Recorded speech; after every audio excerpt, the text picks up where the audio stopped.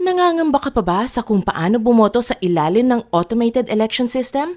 Huwag mag-alala, naririto kami para tulungan ka. Samahan niyo ako at aralin natin kung paano bumoto sa ilalim ng AES. Tara na! Sa darating na Mayo 10, 2010, high-tech na ang gagamiting paraan para bumoto. Hindi na katulad ng dati na isinusulat ang buong pangalan ng mga kandidato at manual ang pagbibilang ng mga boto.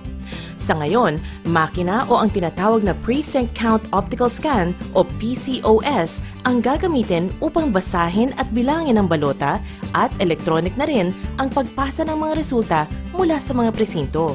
Ngayon pa lang, maaari ka nang pumunta sa iyong lokal na COMELEC upang hanapin ang inyong pangalan at presinto sa listahan ng mga rehistradong botante.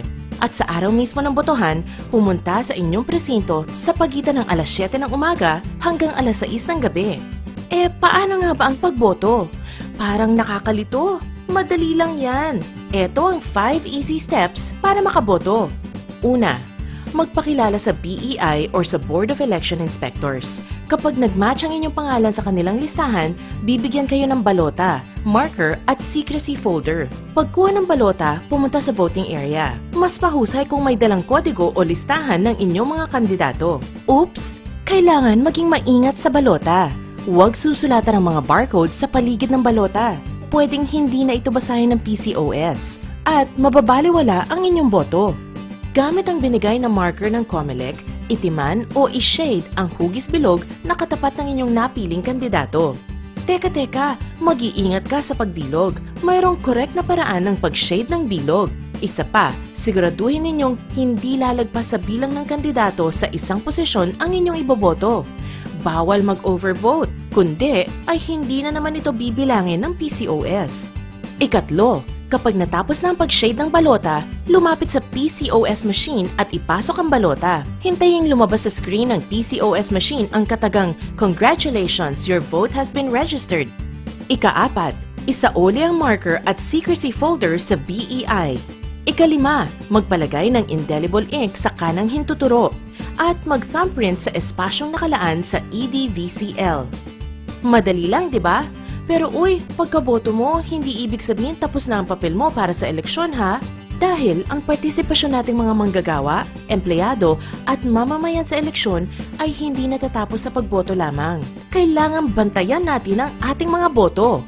Sama-sama nating bantayan ang ating boto laban sa pandaraya. Sama-sama nating bantayan ang ating boto laban sa katiwalian. Tandaan, hindi dahil automated na ang eleksyon ay wala nang dayaan sa halalan. Kailangang patuloy na maging mapagbantay. Iulat ang anumang katiwalian. Iulat ang pandaraya at karahasan. I-text sa Para sa karagdagang kaalaman, maaaring pumunta sa www.we-watch.net. Mag-volunteer na sa WeWatch.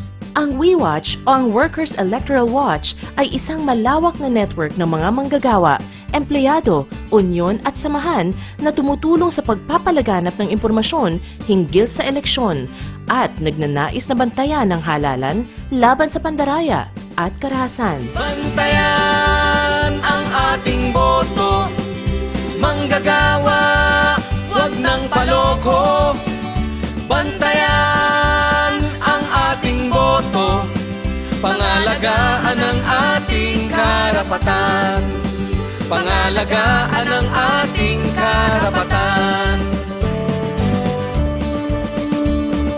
Huwag pagkatiwala ang ating mga boto. Halalan may de makina, halalan may de mano.